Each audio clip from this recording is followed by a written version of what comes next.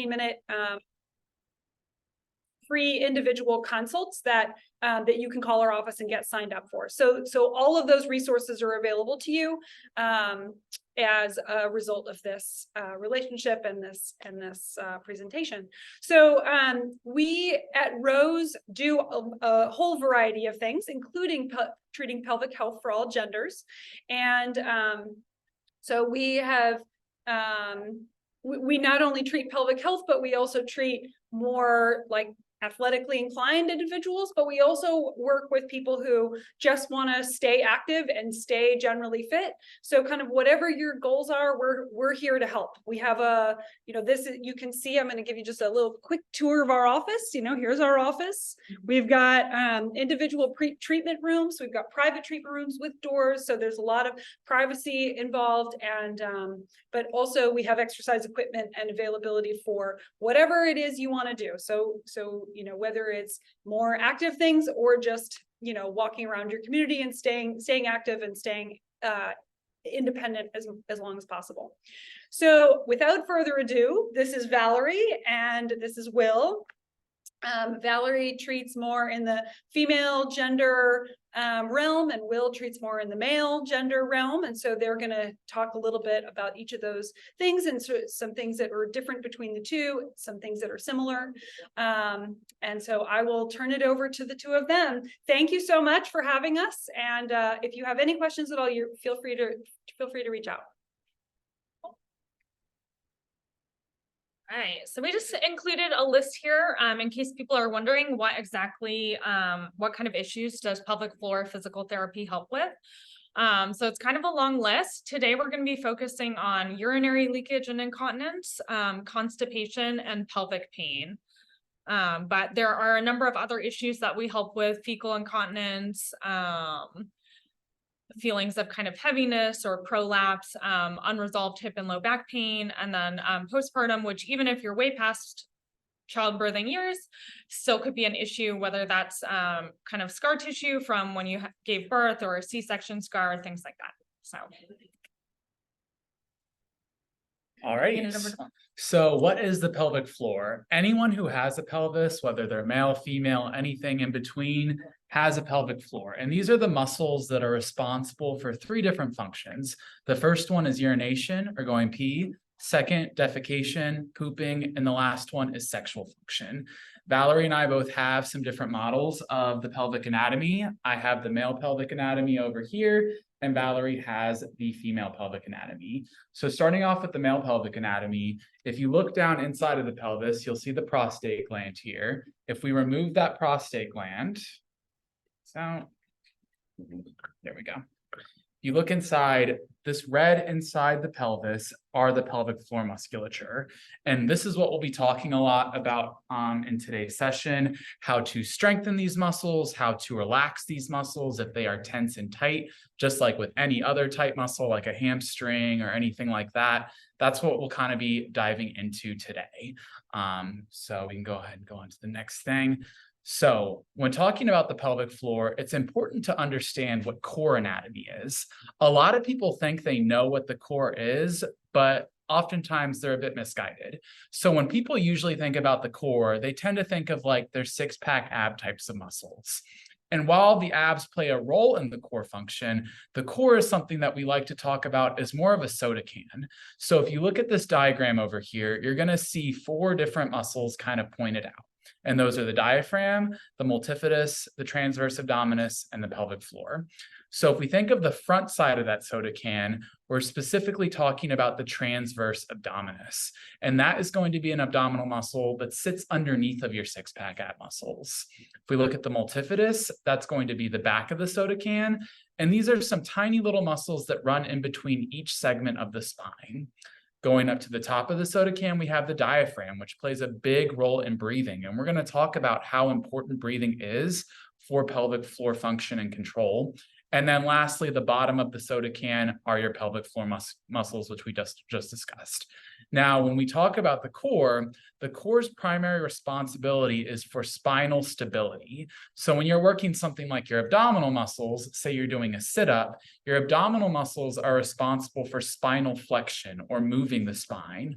Whereas if you've ever done something like a plank before, where your back isn't moving, you're not rounding your back or extending your back, but you feel those abdominals activating, that is an example of a core exercise where the spine is not moving, but these muscles are engaged.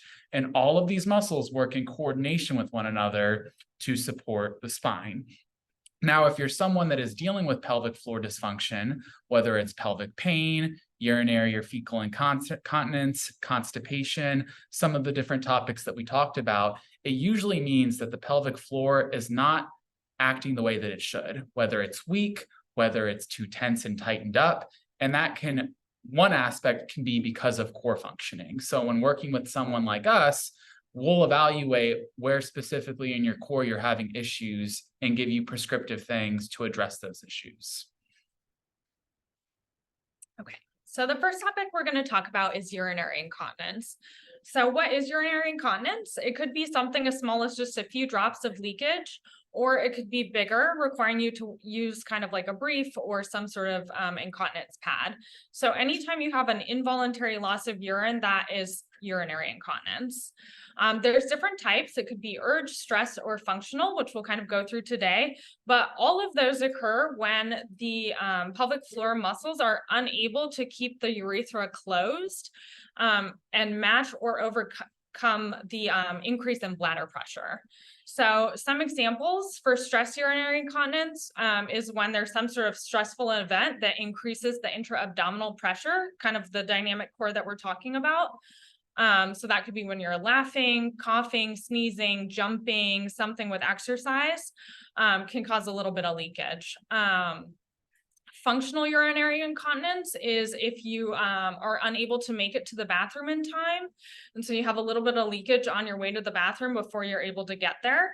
That might be due more to mobility issues or something like that. And then urge incontinence is when you feel like you have to go pee and you have a little bit of leakage when you have that initial urge. So usually people are able to, they might feel that they have to go to the bathroom, but they're able to kind of wait a little bit and sort of override that. But with urge urinary incontinence, you might have that little bit of leakage the second you feel that.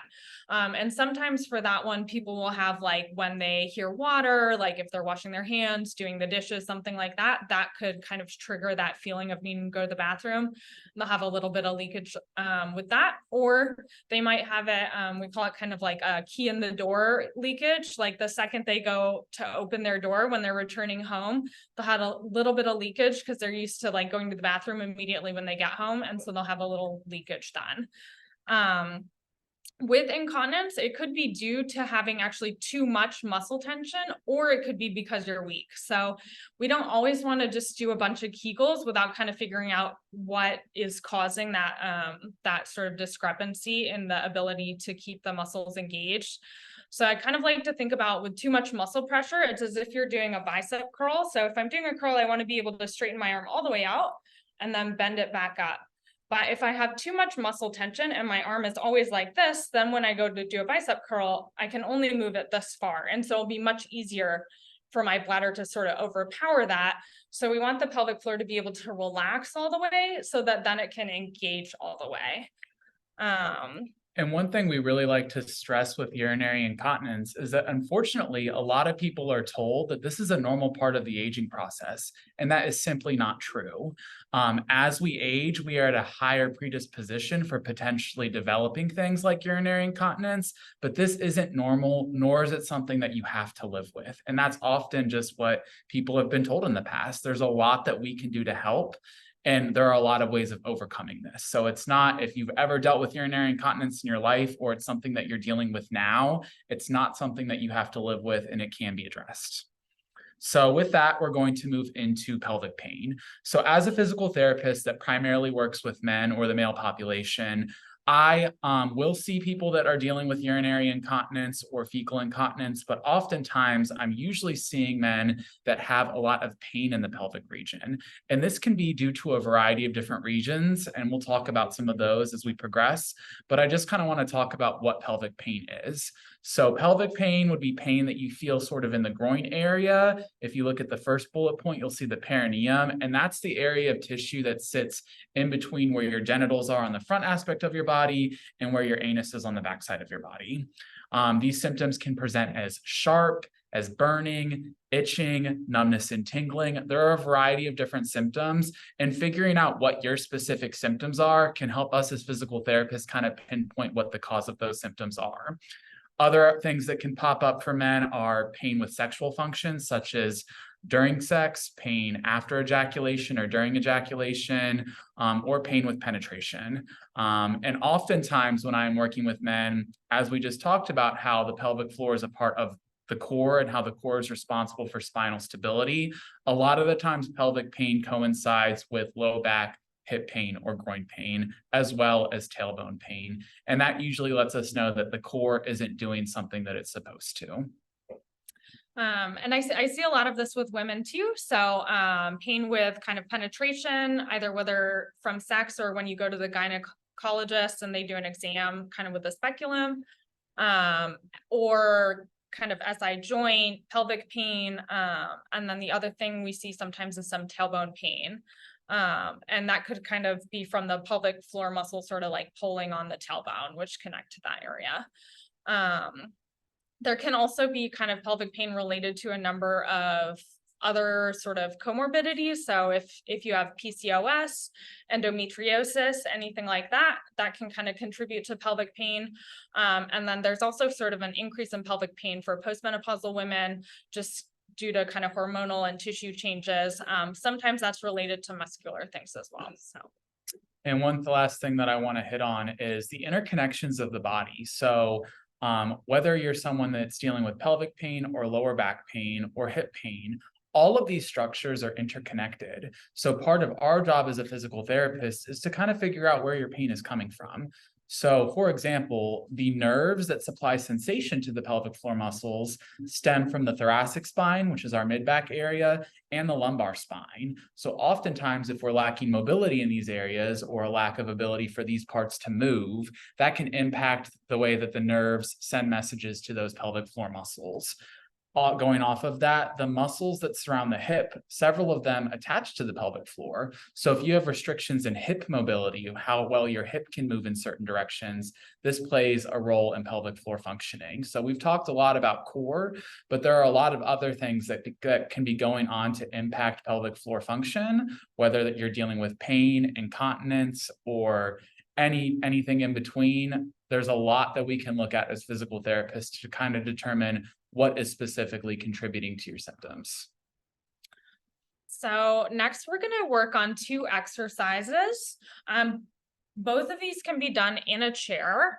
The first one is a breathing exercise for reducing tension. And this kind of capitalizes on that role between the diaphragm and the pelvic floor. So I have this little thing here. So basically when we take a big inhale, the diaphragm is going to kind of contract into the abdominal cavity, and the pelvic floor will relax to kind of counterbalance that. And then when you exhale, the pelvic floor will do a natural contraction kind of coming back up.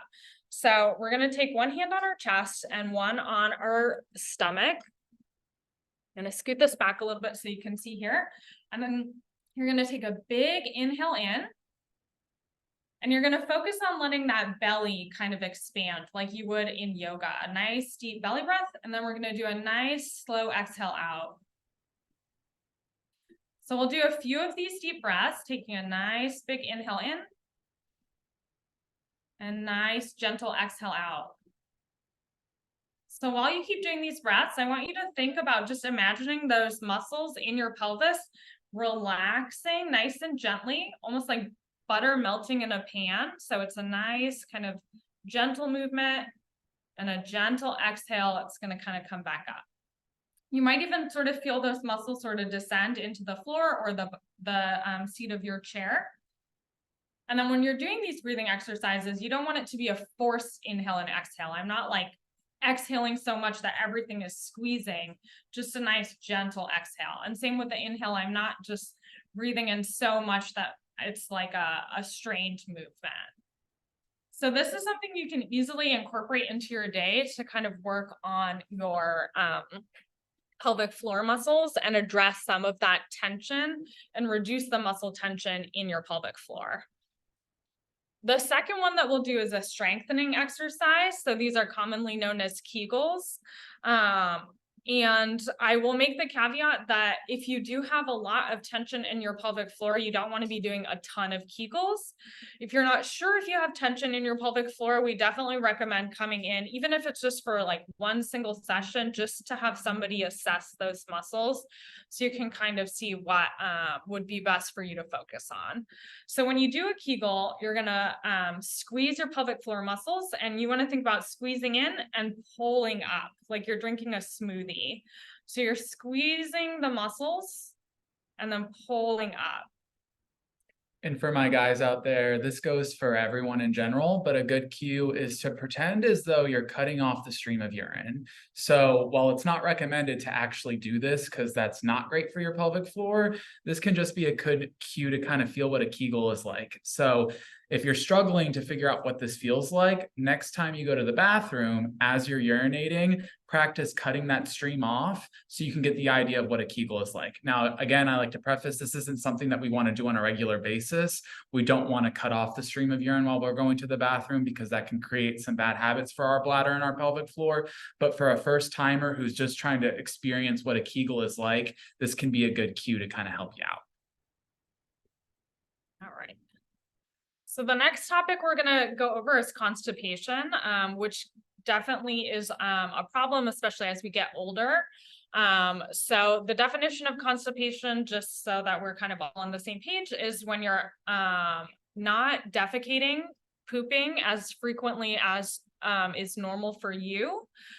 So unlike urination, there's not like a specific amount that is normal. It just kind of depends on like how you are throughout your life. And the other definition is if it's extremely difficult to pass any stool. So if you feel like you're really straining, you're not able to go, you're feeling blocked up, that's all constipation. I think most of us have a good idea of what that kind of is. So constipation can be due to a number of things, and it's usually a bunch of factors kind of contributing to it. One is when you're inactive or if you have a sedentary lifestyle. So if you're not moving around a lot, those muscles in your sort of colon are also not moving that much. Another reason could be limited mobility, leading you to hold it if you can't reach the bathroom unassisted. So every time you ignore kind of that call to go defecate, it sort of reduces the likelihood that you'll kind of notice those signals and can kind of lead to issues with constipation. Other things can be a low-calorie diet. If you're not getting enough calories, especially fiber, that can contribute. People who have urinary incontinence often will restrict their fluid intake in order to reduce their urine leakage, and that can contribute to constipation. And then there's a number of medications that can also sort of contribute to that. So it's usually a multifactorial kind of plan of attack for constipation. It's going to be hydrating, getting fiber. There are some things that your doctor might be able to give you, or just good old like Metamucil can help. And then moving around, walking more can definitely help. There's some massage techniques that can help. And then of course, pelvic floor therapy can also help. So if those muscles are just too tight, it might be hard for you. And that might be kind of why you're straining some in order to defecate. We're also going to go over toileting posture. So if any of you have ever seen a squatty potty, this is sort of the reasoning behind the squatty potty and why it is effective in terms of reducing constipation, is that it sort of puts you in a position that that improves the angle. So you can kind of see down here in this diagram down here, showing like the rectum, and then this is a muscle that is kind of like pulled in a sling around the rectum, and when it's tight, then that prevents you from having fecal incontinence, and then when that pressure reduces, that allows you to pass your stool. And so sitting in this kind of position where your knees are above your hips with a straight back, nice and tall, can help create a straighter anorectal angle, and that means that you'll have to strain less in order to go to the bathroom. So the things that you want to think about for this is you want to allow your feet to be touching the floor or be supported. So if you're shorter, you can stack something, either books or a squatty potty or something like that under your feet to kind of bring the floor up to you. And then you can rest your hands or forearms on your legs so that you're able to kind of be in a relaxed position here.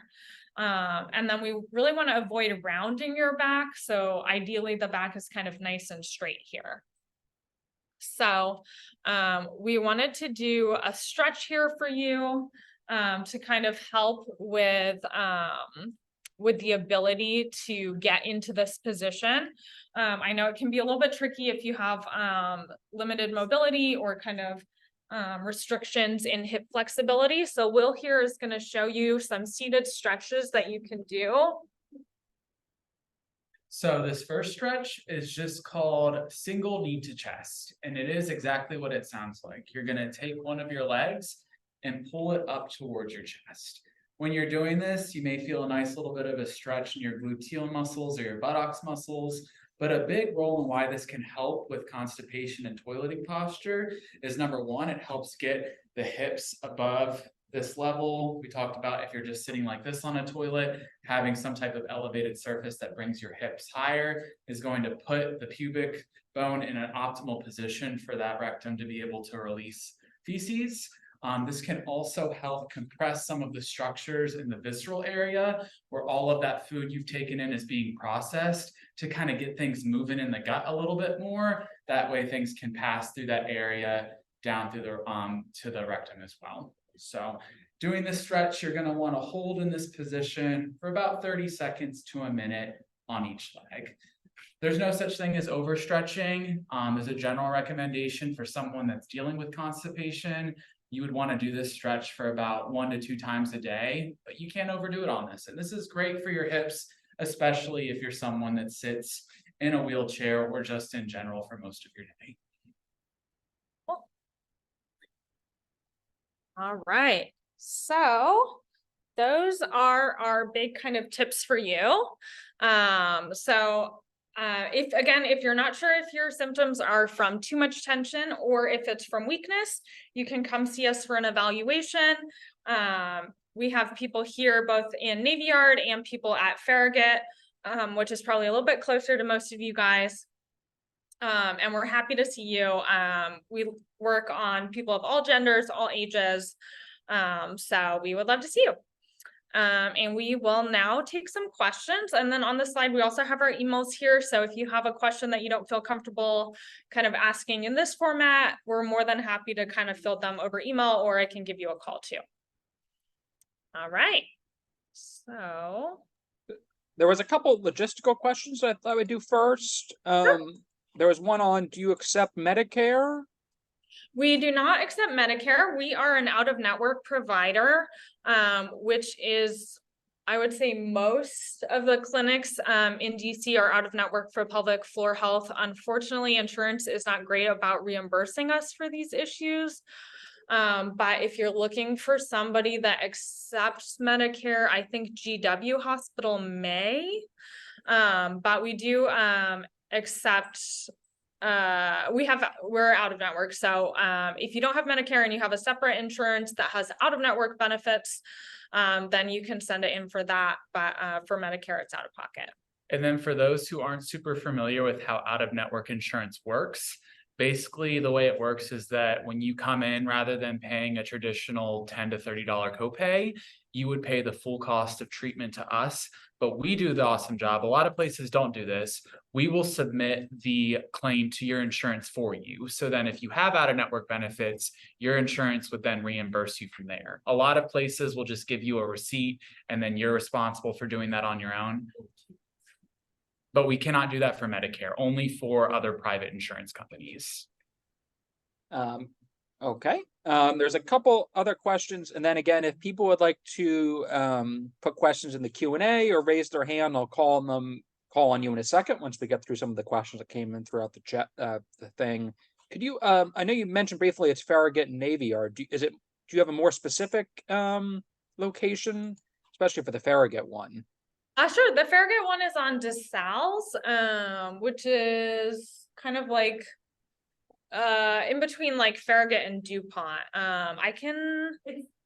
We're Clara knows it off the top of her head. at 1705 DeSales Street. We're right next to the Mayflower Hotel and Nat Geo, which is the museum's closed now for remodeling. But yeah, we're about halfway between DuPont Circle and Farragut Square. But those are the two closest landmarks: are the Mayflower Hotel and Nat Geo. Perfect. That's very helpful, and we can put the your emails for questions and the addresses in the post-event email with the recording as well. And then our southeast location, we're just right down the street. We're just on the other side of Half Street in Southeast neighborhood. We're on Half Street where we can see the baseball stadium from our front doors. So we're on Half Street, straight to the baseball stadium. We're one block off of M. Very close to Great. Metro. Yeah. Perfect. Thank you very much. And then the last logistical question before we get into the question specifically about the talk is, do you offer in-home consultations? So we don't offer in-home, but we do Zoom. We will do free Zoom or phone consultations. So if you have more individual questions, we also do telehealth appointments. So in terms of full appointments, we do telehealth. And then but then also the consultations, yes, not necessarily in home. If we had somebody who was in need of in-home stuff, we'd probably set up a virtual appointment first and then go from there and kind of figure out what the need was and how we could best accommodate. It's not out of the question. We just have to work in terms of proximity and availability and all that. Okay, thank you. There was well, this is just a comment, but someone said that Kaiser does cover pubic health PT, but you have to get a referral, which makes sense. So it's certainly worth asking an OBGYN or your general practitioner if they can make a referral about that. And then there was a question about how many reps of Kegels are recommended. Sure. So if we're doing Kegels, I would probably start out with just doing 10 of that max contraction.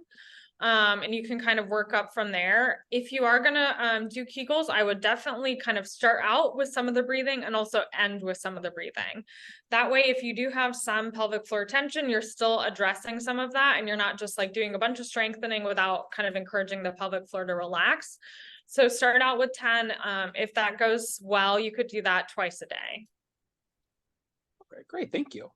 And another thing on that is just listen to your body. If you're someone that's dealing with pelvic pain and you're doing Kegels and your pain is getting worse, that may be an indication that you may be dealing with tension in that area as opposed to weakness. And that would be a good time for us to kind of evaluate what's going on. Great, thank you very much. We had another good question come in through the chat. And again, as a reminder, feel free to put questions in the chat, or I see someone just raise their hand, which I'll go to next. This question says, what if you have two types of stress and urge? How is that handled? Which comes first due to coughing? Okay, so I'm sort of kind of interpreting this. So you're having both urge and stress incontinence, which I do see frequently that people have both. And their treatment for them will be kind of dependent on whether or not you have like tension or weakness. So if you have tension, we'll kind of focus on reducing that. And if you have kind of weakness, we'll focus on strengthening. The other thing is that with urge incontinence, it's often linked to some of your bladder habits.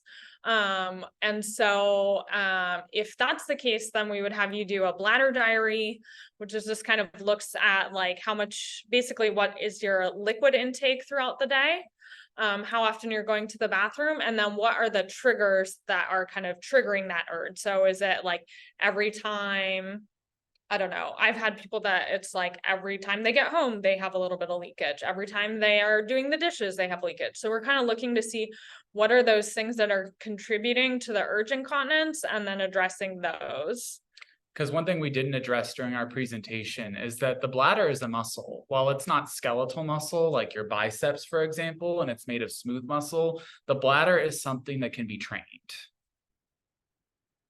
So, and something else we didn't talk about, but if you are going to the bathroom more than once a night, like if you're getting up a lot in the middle of the night to go to the bathroom, you shouldn't be going more than once a night. So it's okay to wake up one time, but if it's more than that, you want to work on that bladder training. And if you start making note of it, you'll often notice that, like, if you look at your clock or your phone or something, you'll see like, okay, every day at 3 a.m. I'm waking up. It's sort of, you've just trained your bladder that at 3 a.m. it always is going to be, it'll wake you up and send those urges. And so if you just ignore it and suppress it, we can kind of retrain it so that you're not frequently getting up in the middle of the night. Thank you. Any other questions or comments? Again, feel free to raise your hand, put them in the Q&A, or put them in the chat, whatever works best.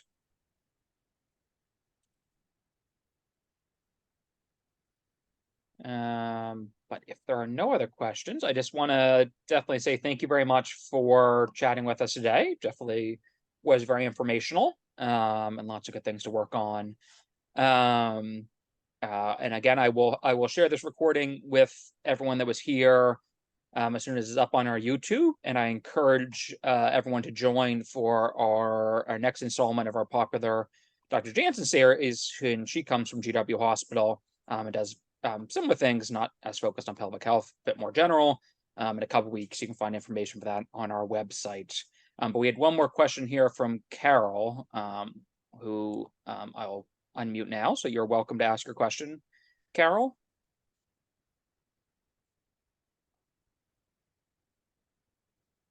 Oops.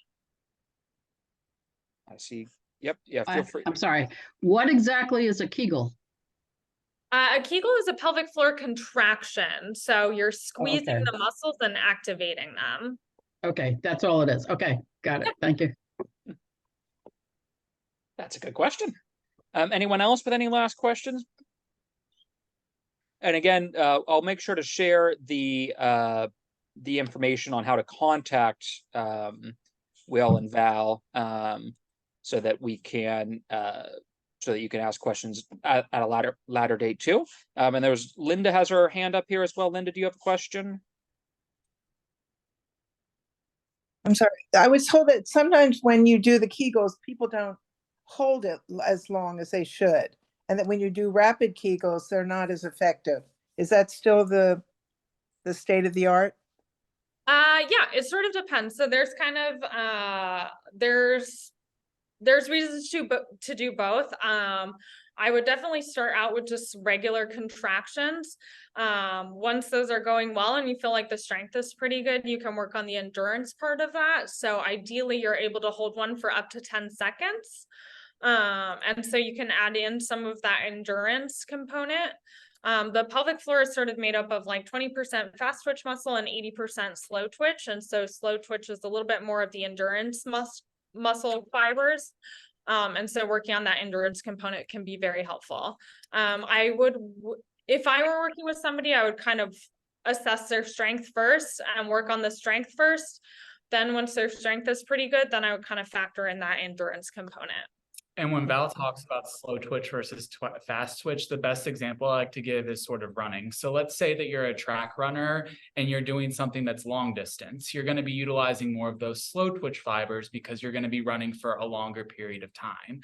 With that said, you also need to work on training your fast twitch fibers for that last leg of the race where you're really trying to sprint to beat your competitor. That's a great example. So pelvic floor is kind of the same. You want to be working on both of those things if you have some type of issue, but it's our job to figure out what's going on. Do you have good fast twitch contractions? Is that not a problem for you? Or do you have a lack of endurance in those muscles? So, but to answer your question, it depends based on your specific situation, but both can be helpful. Thank you. Yep. Thank you very much for that question. Anyone else have any last questions? Okay, well, I just want to say thank you one more time for taking the time to talk with us today. And course, again, I'll thank share you, this guys. recording afterwards. Yeah, thanks so much. And really great questions from everybody. And if you have any others, please don't hesitate to reach out to us. You have both of our emails, or you can always just give us a call at the office. So we look forward to hearing from you. And thank you all for coming today. Yeah. All right. Bye. Thank you very much.